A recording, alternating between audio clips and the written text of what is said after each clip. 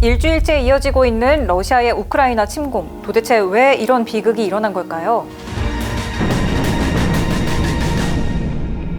사실 두 나라는 개별 국가로 오랫동안 지내왔어요. 그러다가 1922년 우크라이나는 소련을 구성하는 하나의 공화국으로 편입되게 됩니다.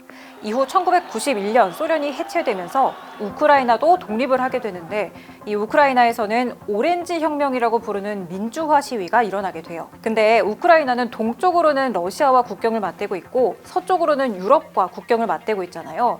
그래서 한 나라 안에 친서방 세력과 친러시아 세력들이 갈등을 빚게 됩니다.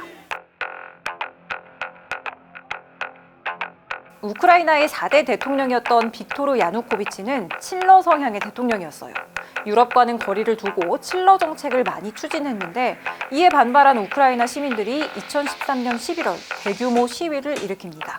점점 격해진 시위는 이듬해인 2014년 2월까지 이어졌어요. 결국 그해 2월 말 야누코비치 대통령에 대한 탄핵안이 가결되면서 우크라이나에는 친서방 과도 정권이 수립됩니다. 그러자 친러 지역이었던 크림반도에서는 이 임시정부에 반대하는 집회가 벌어졌어요. 러시아는 러시아계 주민들을 보호해야 한다라면서 2014년 2월 말 크림반도에 무장병력을 투입하게 되죠. 이후 러시아와 크림반도는 합병을 결의하게 되고 며칠 뒤 합병에 대한 찬반 의사를 묻는 주민투표를 합니다. 결과는 찬성 96.6%. 크림반도는 그렇게 러시아에 병합됐습니다. 이후 우크라이나의 동쪽 도네츠크와 루한시크 지역, 일명 돈바스에서도 반발이 일어납니다. 우리도 우크라이나에서 독립하겠다라면서 공화국 수립을 선포한 거죠. 지난 2월 21일 블라디미르 푸틴 러시아 대통령이 도네츠크와 루한시크 공화국의 분리 독립을 인정했어요. 그리고 이 지역에 특별 군사작전까지 승인하고 러시아 군대를 보냈죠. 명목상 이유는 역시 지역 내 주민 보호, 그리고 또 한 가지 나토의 세력 확장이었습니다. 북대서양 조약기구인 나토는 과거 미국과 캐나다, 유럽 국가들이 소련에 대항하기 위해서 만든 기구인데요.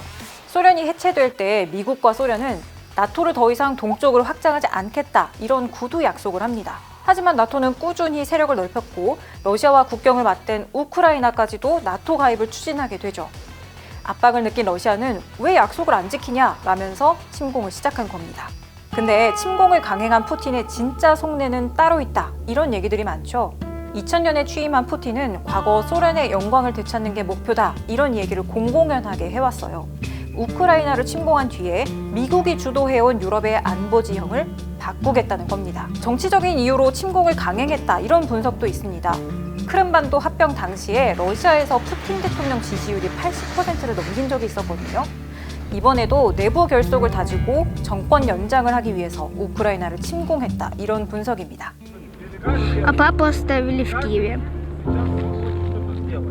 갑작스러운 러시아 침공에 우크라이나 시민들은 집을 떠나야 했고 가족과도 헤어져야 했습니다. 더 이상 무고한 시민들이 희생되지 않고 하루빨리 안전한 집으로 돌아가길 바라봅니다.